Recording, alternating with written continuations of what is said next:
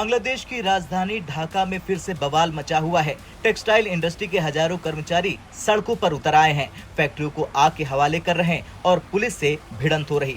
वजह 170 कंपनियों पर ताले और 40,000 से ज्यादा लोगों की नौकरी चली गई। क्या बांग्लादेश की टेक्सटाइल इंडस्ट्री का अंत हो गया और इसका भारत पर क्या असर पड़ेगा? आज की इस रिपोर्ट में हम आपको बताएंगे कि कैसे बांग्लादेश की सबसे बड़ी टेक्सटाइल कंपनी बेक्समको का पतन हुआ, क्यों वर्कर्स अब सरकार के खिलाफ ही बगावत पर उतर आए हैं और कैसे इसका फायदा भारत के टेक्सटाइल सेक्टर को मिल सकता है। दरअसल बांग्लादेश की सबसे बड़ी टेक्सटाइल इंडस्ट्री बेक्समको, जो भारत में रिलायंस जितनी बड़ी थी, अब पूरी तरह से खत्म हो चुकी है। दिसंबर 2024 में सरकार ने घोषणा की है कि बेक्समको की 170 कंपनियों में से 136 को स्थायी रूप से बंद कर दिया जाए और बाकी 32 को नीलाम कर दिया जाए। कंपनी पर 3400 करोड़ टका का कर्ज है, जिसमें से 197 करोड़ टका डिफॉल्ट लोन बन चुका है। सरकार ने इसे टेक ओवर करने का मन बना लिया है और कंपनी को दिवालिया घोषित कर दिया है।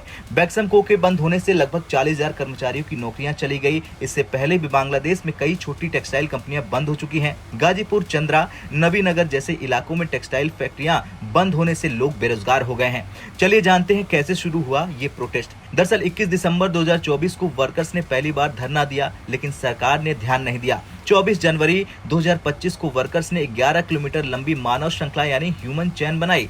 3 फरवरी 2025 को हजारों लोगों ने सड़कों पर उतरकर चंद्रा नवीनगर हाईवे ब्लॉक कर दिया, जिससे ट्रैफिक 7 घंटे ठप रहा। प्रदर्शनकारियों ने ग्रामीण फैब्रिक्स एंड फैशन लिमिटेड नाम की फैक्ट्री में आग लगा दी। कई और टेक्सटाइल फैक्ट्रियों को निशाना बनाया गया। अगस्त 2024 में अब तक 800 से 1000 छोटी टेक्सटाइल कंपनियां बंद हो चुकी हैं। कपड़ा उद्योग पर बुरा असर पड़ा है, जो कि बांग्लादेश की जीडीपी का 85% हिस्सा है।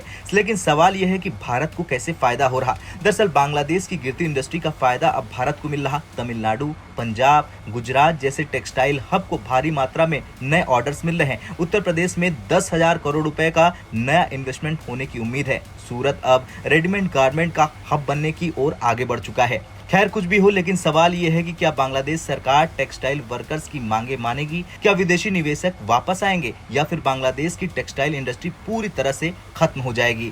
अगर आप बांग्लादेश की हालत पर अपनी कोई राय देना चाहते हैं तो कमेंट कर जरूर बताएं। ब्यूरो रिपोर्ट, भारत तक।